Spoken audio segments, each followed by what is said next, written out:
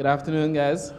Thanks for being here again for another pre-match press conference, this time to open the T20 series, where we're obviously hoping we'll have much better luck than we did in the ODI series. This afternoon, we have our head coach, Mr. Phil Simmons, here to speak to you guys. I know that you guys would have been briefed on the fact that Kyron Pollard will play his 500 T20 tomorrow. However, he will be available to speak to the media tomorrow.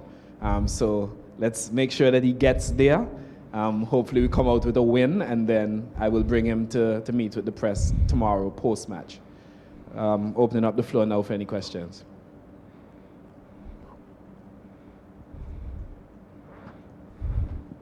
Phil, you must be glad about joining the senior players to the T20 team. How's the preparation going?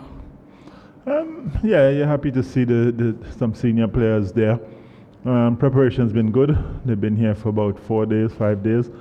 Had training up to yesterday, and everyone looks sharp and ready to go.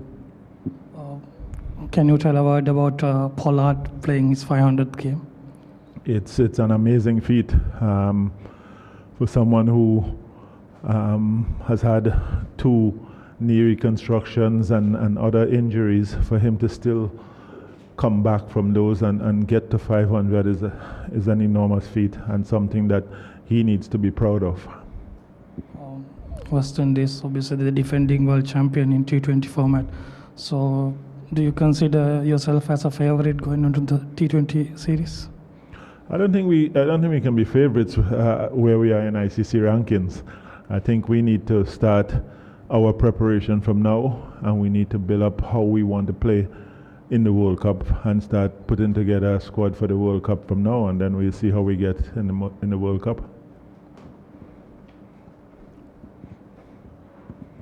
Well, the World Cup is few months away. I mean, do you think that starting from the 10th in number 10 in the rankings, do you have enough? Do you have enough time to prepare for the World Cup? Well, we still have, I think, 12, 6 and 5, 11, about 12 or 13 games before the World Cup. So I think that's enough time for us to put together the right squad. And with the experience that we have in T20 cricket, it won't be as hard as the ODI team. And on the ODI series, particularly in the last one, we saw that having been such an explosive batsman, we saw the Pollard was extra cautious against the spin, especially against the googly bowler. So what are your thoughts on that? No thoughts. The situation of the game determined that he had to play like that in order for us to have a chance up at the top to win the game. So he was in the middle, and he thought that was the way to play out the last 2 overs, and he's the captain, so I take his assessment as good.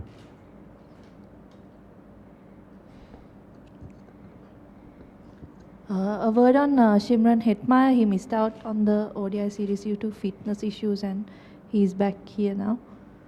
Well, he's fit. He passed the test, and he's been here looking good, batting well. So it's good to have him join back the squad. So we look forward to what he produces tomorrow. Well, as we come to T20, it's a far too different game than the other ball games, right?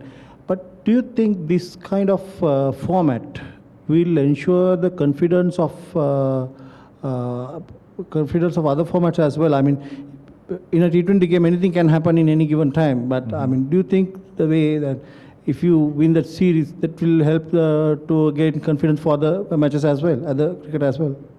I think it will help gain confidence for us as a nation. West Indies cricket has always strived on winning, and I think if we win the series, then it takes us into the next series in a confident mode. So I think that's the way we've got to look at it. We've got to take series by series. We win this series, I'm sure it will give us confidence when we start the next series.